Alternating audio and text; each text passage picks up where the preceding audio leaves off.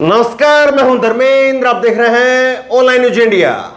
राहुल गांधी ने नरेंद्र मोदी को सीधा चैलेंज दिया है और कहा है मेरे 10 सवालों का उत्तर देकर के दिखाओ।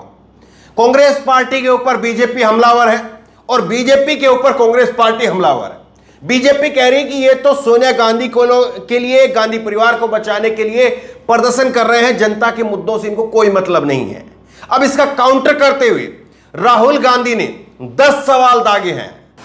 राहुल गांधी के एक एक सवाल बड़े महत्वपूर्ण किस तरह से कहे जा सकते हैं वो आप खुद तय करिए, लेकिन एक एक करके सारे सवाल जो है मैं आपके सामने रखूंगा। राहुल गांधी क्या लिखते हैं फेसबुक पर, उन्होंने लंबा चौड़ा पोस्ट लिखा है, 10 सवाल लिखे हैं और कहा है देश के राजा से मेरे 10 सवाल।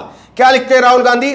मानसून सत्र में हमें प्रधानमंत्री जी से जनता के मुद्दों पर चर्चा करना चाहते थे। जनता के कई सवाल थे जिनके जवाब प्रधानमंत्री नरेंद्र मोदी और उनकी सरकार के देने थे, लेकिन उनकी तानाशाही देखिए। सवाल पूछने पर प्रधानमंत्री इतने नाराज हो गए कि 57 सांसदों को गिरफ्तार करवा दिया और 23 को निलंबित कर दिया। यह जो है वो राहुल गांधी ने कहा। अब एक एक करके सवाल मैं आपके सामने रखता हूं। खैर, जो सवाल पूछने नहीं दिए वो सवाल यहां पूछ रहा हूं राजा से, देश के राजा जो है उन्होंने कहा है। सवाल नंबर एक, 45 सालों में सबसे ज्यादा बेरोजगारी क्यों है? हर साल 2 करोड़ रोजगार देने का वादा क्या हुआ? 45 साल में सबसे ज्यादा बेरोजगारी है और इस बात को भाजपा भी नहीं नकार सकती है। आप कहीं पर भी चले जाइए, रोजगार नाम की चीज जो है वो खत्म हो गई है। देश से रोजगार नाम की चीज जो है वो खत्म हो गई है। पहले लगता था कि हां, हर दूसरे तीसरे घर में, हर जो है वो एक गांव में, कहीं गली में, कोई मोहल्ले में कोई ना कोई लग रहा है। 6 महीने में, साल में कोई ना कोई खबर आ जाती थी कि फलाने का लड़का लग गया है, फलाने की लड़की लग गई है, लेकिन अब कोई खबर नहीं आती है। वो कह रहे हैं कि 45 साल में सबसे ज्यादा बेरोजगारी है और ये क्यों है, और 2 करोड़ का आपने जो वादा किया था उस 2 करोड़ के रोजगार का क्या हुआ आखिरकार? दूसरा सवाल, जनता के रोजमर्रा के खाने पीने की चीजों पर जैसे दही और अनाज पर जीएसटी लगा करके उनसे 2 वक्त की रोटी क्यों छीन रहे हो? देखिए, गरीब हो अमीर हो उसको भी 2 रोटी खानी पड़ती है, उसको भी 2 रोटी खानी पड़ती है। मोदी जी, हालांकि वो कहते हैं उनके बारे में कि वो पता नहीं कितने करोड़ रुपए की मशरूम मंगवा करके खाते हैं, कहाँ का पानी पीते हैं, क्या सब कुछ जो है चीज़ें कई बार व्हाट्सएप पे चलती है। खैर, उनको छोड़ दीजिए आप। लेकिन गरीब हो अमीर हो, जो भी इंसान है धरती पर, उसको रोटी चाहिए, उसको पानी चाहिए, उसको दूध दही चाहिए, लेकिन ऐसी चीजों पर भी जीएसटी लगा दिया है। जो काम अंग्रेजों ने नहीं किया था वो मोदी सरकार कर रही। अब उसके बाद में आप देखिए, खाने का तेल, पेट्रोल, डीजल और सिलेंडर के दाम आसमान छू रहे हैं। जनता को राहत कब मिलेगी? ये कह रहे हैं कि लगातार महंगाई बढ़ रही है, उसके बावजूद डीजल पेट्रोल उसको आप जो है जीएसटी के अंडर लेकर के नहीं आ रहे हैं, और खाने का तेल हो, सरसों का तेल हो, वो लगातार जो है वो आसमान छू रहे हैं। जनता को राहत कब मिलेगी? सिलेंडर, रसोई गैस का जो सिलेंडर है, पूरी दुनिया में सबसे ज्यादा महंगी रसोई गैस हम खरीद रहे हैं। उसके बाद चौथा आप देखिए, डॉलर के मुकाबले रुपए की कीमत 80 के पार क्यों हो गई है? मोदी जी वो कहते थे कि देश के अंदर जो रुपया गिरता है तो रुपया नहीं गिरता है, उस देश की सरकार की साख गिरती है, प्रधानमंत्री की साख गिरती है, और वो शासन में है, उनको मालूम है। नरेंद्र मोदी का पुराना भाषण है, उन्होंने कहा था गुजरात के मुख्यमंत्री रहते हुए कि वो शासन में है और उनको मालूम है कि कैसे रुपया जो है वो गिर रहा है। इनकी भ्रष्टाचार की नीतियों की वजह से रुपया गिर रहा है। ये मनमोहन सिंह की सरकार के लिए मोदी जी ने कहा था। 5वां सवाल, आर्मी में 2 साल से एक भी भर्ती नहीं करके सरकार अब अग्निपथ योजना लाई है। युवाओं को 4 साल के ठेके पर अग्निवीर बनने पर मजबूर क्यों किया जा रहा है? एक अच्छी खासी योजना थी सरकार की, पहले से चली हुई आ रही थी, आजादी के समय से चली हुई आ रही थी, लेकिन उस योजना को बंद करके अग्निवीर की योजना ले आए।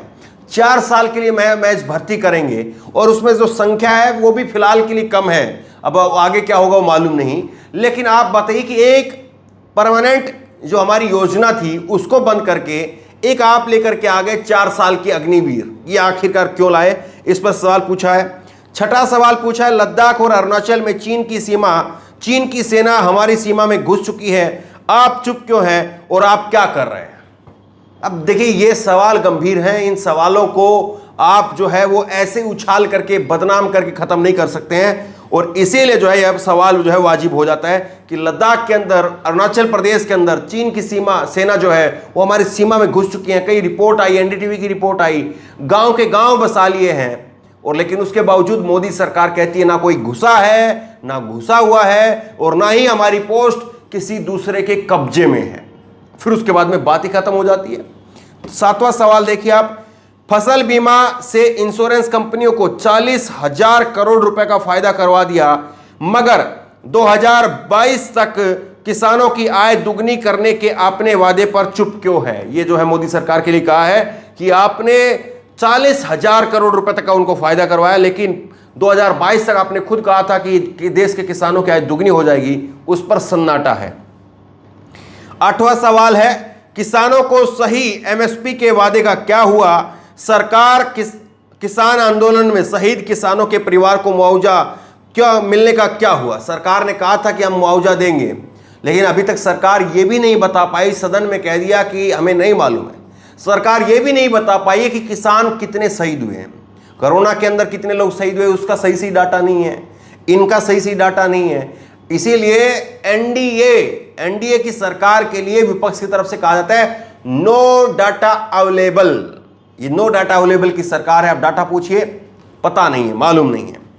उसके बाद में आप देखिए 9वां सवाल पूछा है, वरिष्ठ नागरिकों के रेल के टिकट में मिलने वाली 50% छूट को बंद क्यों किया जा रहा है। जब आपने प्रचार पर इतना पैसा खर्च कर सकते हैं तो बुजुर्गों को छूट देने के लिए पैसा क्यों नहीं है। तो यह सवाल भी महत्वपूर्ण है कि 1500 करोड़ रुपए केवल खर्च आता है रेल के अंदर बुजुर्गों को सब्सिडी देने, उनकी छूट देने के लिए, लेकिन सरकार वो 1500 करोड़ रुपए भी खर्च नहीं कर पा रही है।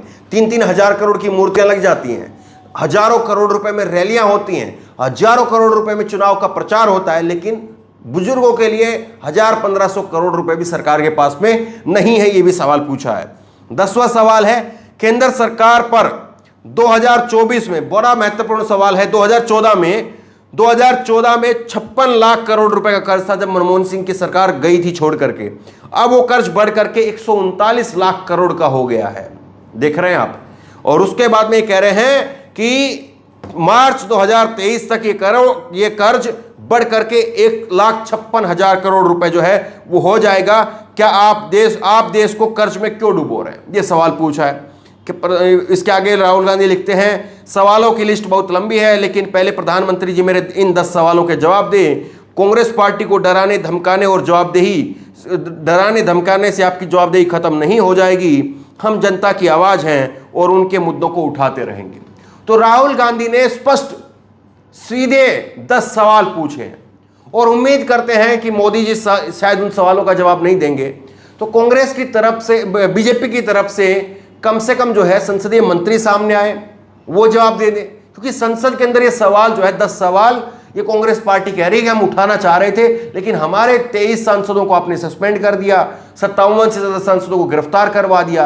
अब हमारी जो आवाज है हम संसद में नहीं उठा सकते हैं, तो कम से कम सोशल मीडिया के जरिए जरूर उठाएंगे। तो बहरहाल राहुल गांधी ने जो 10 सवाल उठाए हैं, इसको लेकर के आपकी राय क्या है। इन 10 सवालों का जवाब क्या वाकई नरेंद्र मोदी दे पाएंगे? आपकी राय क्या है, नीचे कमेंट बॉक्स में अपनी राय जरूर दें। इसी तरह की तमाम खबरों के लिए ऑनलाइन न्यूज़ ने सब्सक्राइब करें, साथ में जो बेल आइकन है घंटी उसको जरूर दबाएं, ताकि जैसे वीडियो अपलोड करें उसकी नोटिफिकेशन आपको तुरंत मिल सके। धन्यवाद। इस खबर को अभी लाइक करें, शेयर करें, अभी चैनल को सब्सक्राइब करें और घंटी जरूर दबाएं।